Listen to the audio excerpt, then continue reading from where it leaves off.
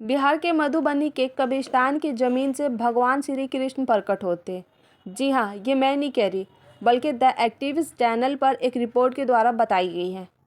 आप चाहे तो मैं लिंक डिस्क्रिप्शन में दे दूंगी, आप उसे देख सकते हैं।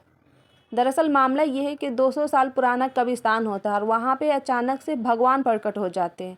दरअसल गांव की महिलाएं सुबह सुबह वहाँ किसी कारणवश जाती है तो वो देखकर आकर सारे गांव को बताती है।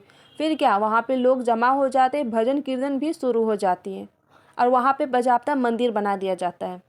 ईंट की दीवार बनाई जाती है, बाउंड्री भी की जाती है। अब देखते देखते दोनों पक्षों के बीच विवाद बढ़ जाता है। स्वाभाविक विवाद तो बढ़ना ही था।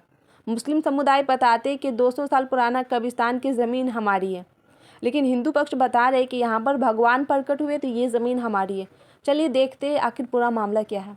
हुआ क्या कि बहुत 200 साल पुराना कब्रिस्तान है, वहाँ पर अचानक से भगवान प्रकट हो गए और गांव की जो महिलाएं थी उन्होंने ये बात जाकर के सूचना गांव में दी कि हम सुबह गए थे शौच करने के लिए और हमने देखा कि भगवान प्रकट हो गए और पूरे गांव के लोग आकर के वहाँ पर उन्होंने मंदिर बना दिया, यानी टेम्परेरी मंदिर जी, बाज़ाब्ता उस पर शेड डाल दिया, ईंट की इतनी दीवार खड़ी कर दी, पूजा हाँ पूरा 24 घंटे भजन। वो गांव में नहीं होता है कीर्तन, जो हम लोग ग्रामीण परिवेश से हैं, तो चलने लगा। दरअसल मामला यह है कि उस जमीन पर कब्जे को लेकर के दो समुदाय आपस में लड़ रहे थे सदियों से, 100 साल से लड़ रहे थे दोनों समुदाय के लोग। लेकिन अचानक से एक दिन भगवान प्रकट हुए और उसके बाद जो वहाँ पर मूर्ति वूर्ति रख करके पूजा अर्चना शुरू हो गई। कब्रिस्तान की जमीन थी, मुस्लिम पक्ष का दावा होगा कि जमीन हमारे कब्रिस्तान की है जी, हिंदू पक्ष का दावा होगा कि हमारा है।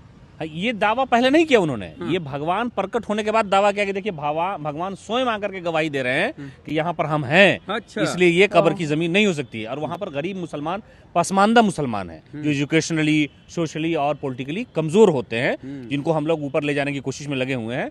तो उन लोगों ने बेचारे प्रशासन को जाकर के, लोगों को जाकर के शिकायत दर्ज कराई और आज ये घटना घटी कि मुख्यमंत्री नीतीश कुमार की पुलिस यानी प्रशासन के लोग वहाँ पहुंचे। इसलिए नहीं पहुंचे थे कि वो मंदिर को हटाना था, उनका कहना था कि सरकार की जो योजना है कब्रिस्तान की घेराबंदी को लेकर के, हम कब्रिस्तान घेरने के लिए आए हैं। वहां पर लोगों ने विरोध जता दिया, धार्मिक नारे लगाए गए और विवाद किया और प्रशासन के लोगों पर दबाव बनाने का प्रयास किया। उसके बाद बुलडोजर मंगाया गया और वहां से उस मंदिर को, अर्धनिर्मित मंदिर जो कहा गया था कि भगवान प्रकट हो गए थे 2-3 महीने पहले, उसको तोड़ ताड़ के हटा करके विवाद वहां से, समझिए धार्मिक विवाद उन्होंने खत्म करा दिया है और वहां पर बड़ी संख्या में पुलिस बल की तैनाती अब।